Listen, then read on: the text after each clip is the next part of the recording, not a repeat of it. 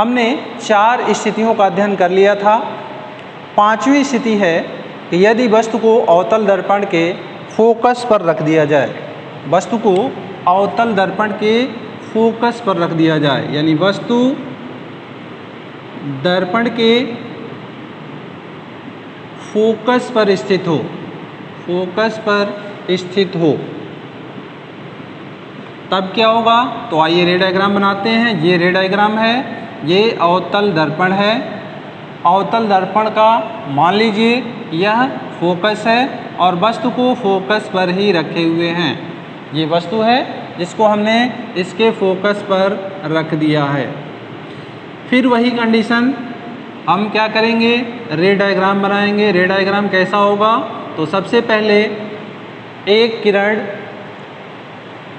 मुख्य अक्ष के समांतर डालेंगे, और आपको पता है कि मुख्य अक्ष के समांतर चलने वाली किरण दर्पण के फोकस से होकर निकलती है, यानी परावर्तन होगा तो ये दर्पण के फोकस से निकलेगी। परावर्तन के पश्चात कहाँ से निकलेगी, दर्पण के फोकस से निकलेगी, यानी मुख्य अक्ष के समांतर चलने वाली किरण दर्पण के फोकस से होकर निकलती है। ये किरण निकल गई। अब देखिए जो दूसरी किरण है उसको कहाँ से डालेंगे, तो ये इसका वक्रता केंद्र है। हम क्या करेंगे कि वक्रता केंद्र से होते हुए एक किरण डालेंगे। ये मान लीजिए किरण ऐसे गई और पुनः ये इसी मार्ग से क्या होगी, वापस लौटेगी। मार्ग वही रहेगा, ऐसे वापस लौटेगी। ये किरण है, थोड़ा सा सही बनाइएगा। ये किरण है और ये ऐसे वापस लौटेगी।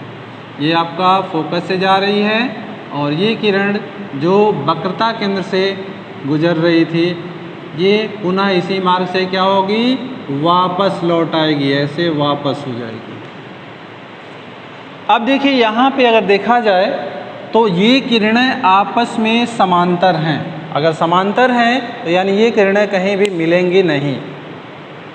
लेकिन आपको पता है कि अनंत से आने वाली किरणों को माना गया था कि वह समांतर आती हैं।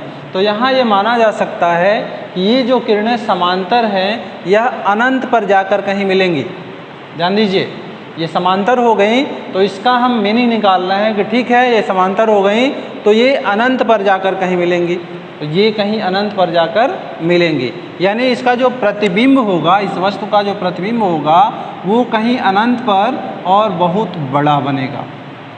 अनंत पर बनेगा और बहुत बड़ा बनेगा। कैसा बनेगा देखिए, तो उल्टा बनेगा। उल्टा होने का मतलब क्या है, वास्तविक बनेगा।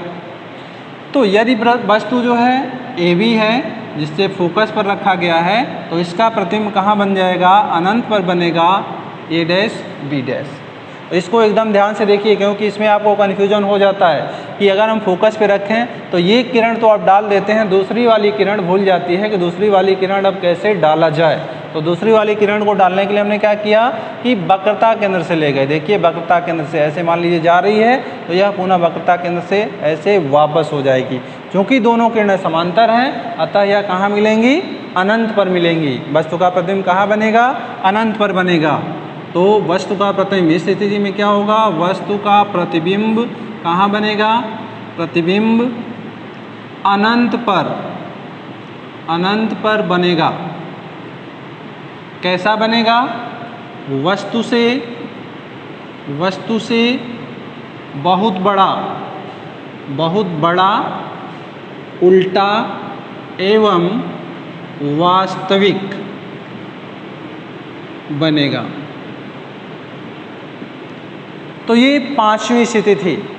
5वीं स्थिति में हमने क्या देखा, यदि वस्तु को कहाँ रख दिए, फोकस पर रख दिए, तो उसका प्रतिबिंब कहाँ बनेगा, अनंत पर बनेगा। कैसा बनेगा, वस्तु से बहुत बड़ा बनेगा, उल्टा बनेगा और वास्तविक बनेगा। नेक्स्ट है जो 6 स्थिति जो आ रही है, अंतिम स्थिति जो आ रही है, वह आ रही है कि वस्तु को यदि फोकस और ध्रुव के बीच में रखा जाए, यानी 6वीं स्थिति जो है, यदि वस्तु कहाँ हो, यदि वस्तु दर्पण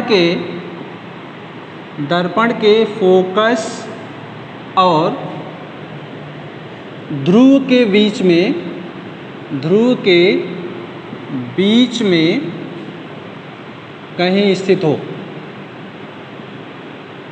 हो, तब क्या होगा? देखिए इसका भी हम बना सकते हैं, क्या बना सकते हैं? रे डायग्राम। देखिए अब आपको रट जाना चाहिए, इतना हमने बताया 6 केसेस, जिसमें आपको 5 केसेस बताया, और ये रट जाना चाहिए कि किरण कहाँ से कहाँ आपको डालनी है। जैसे एक किरण कैसे डालते हैं, तो हमेशा देखिए हम जो भी किरण डाल रहे हैं मुख्य अक्ष के समांतर डाल रहे हैं, और जो दूसरी किरण डाल रहे हैं वो दूसरी किरण ही हेल्प कर रही है प्रतिबिंब की स्थिति को बताने में। तो दूसरी किरण कहाँ से डालेंगे तो डिपेंड करेगा, जो आपको पता हो कि इस मार्ग से जाएगी तो कहाँ से परावर्तन के पश्चात वापस लौटेगी।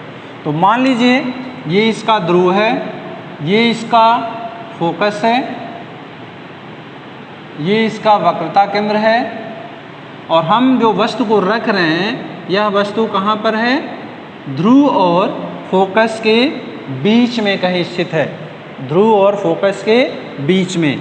अब देखिए यहाँ पे क्या कर सकते हैं, तो ये तो किरण ऐसे डाल देंगे, यानी कि समांतर, मुख्य अक्ष के समांतर डाल देंगे। तो जब किरण मुख्य अक्ष के समांतर जाएगी तो यह कैसे निकलेगी? फोकस से होके निकलेगी, फोकस से होके निकल गई। अब दूसरी किरण कहाँ से डालेंगे, ये समस्या यहाँ पे आ जाती है। जैसे कि इसके पहले केस में था, जैसे जैसे इसको बढ़ाते गए तो एक किरण तो हमें मिल जा रही है, दूसरी वाली किरण जो है हमेशा जो है आपको गड़बड़ करती है कि कहाँ से डाली जाए। तो दूसरी किरण देखिए कहाँ से डाल सकते हैं, स्थिति कौन सी बची बताइए? भाई दूसरी स्थिति अब यही वाली बची कि इसके वक्रता केंद्र से डाल दिया जाए, और वक्रता केंद्र से डालेंगे तो देखिए ये किरण जो है कुछ ऐसे जाएगी, ये किरण देखिए ऐसे जाएगी, और जब भी किरण वक्रता केंद्र से होके जाती है तो क्या होता है? उसी मार्ग से वापस भी लौट जाती है। इधर से गई तो उसी मार्ग से क्या होगी? वापस भी लौट जाएगी। इसको थोड़ा हम सही से डायग्राम बना देते हैं, फिर आप देखिएगा। तो ये है डायग्राम, रे डायग्राम। आपने देखा कि यह वस्तु है, तो इससे किरण अगर मुख्य से समांतर जा रही है तो दर्पण के फोकस से निकलेगी, और वक्रता केंद्र से जा रही है तो उसी मार्ग से वापस लौट जा रही है। अगर हम इसे आगे बढ़ाएं तो इधर देखिए इस साइड में कहीं भी वस्तु का जो है प्रतिबिंब नहीं बनेगा, क्योंकि ये दोनों किरणें कहीं इधर नहीं मिल रही हैं।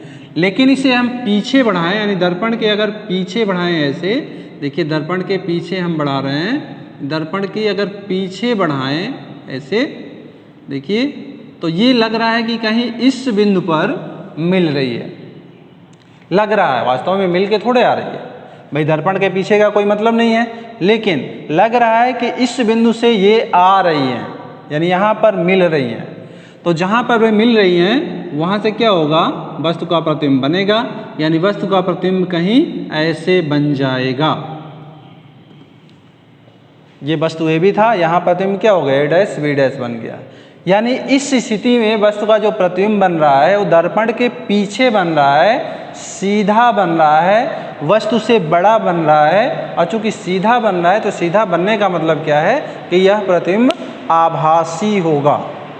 ये दर्पण के पीछे है, इसे हम पर्दे पर नहीं ला सकते, क्योंकि दर्पण के पीछे पर्दा रखेंगे उसका कोई मतलब नहीं है। यहाँ पे ये दर्पण के पीछे है तो वहाँ तो प्रतिबिंब आएगा नहीं, वो तो दर्पण के अंदर दिख रहा है। तो यह जो प्रतिबिंब है इधर से तो दिखेगा, लेकिन यहाँ अगर पर्दा रखते हैं तो इस पर्दे पर इसका कोई अस्तित्व नहीं है, यानी यह प्रतिबिंब कैसा है? आभासी है। तो इस तरह से 6वीं स्थिति हो गई कि यदि वस्तु को दर्पण के फोकस और पोल के बीच में रखा जाए तो उसका प्रतिबिंब दर्पण के पीछे वस्तु से बड़ा, सीधा और आभासी बनता है।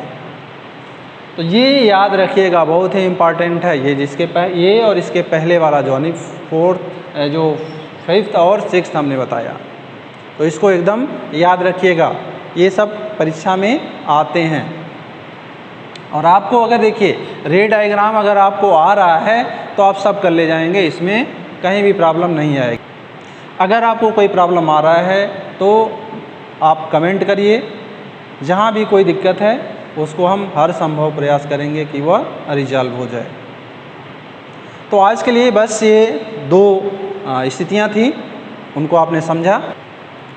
तो आज के लिए बस इतना ही, अगले वीडियो में हम फिर मिलते हैं, तब तक के लिए धन्यवाद।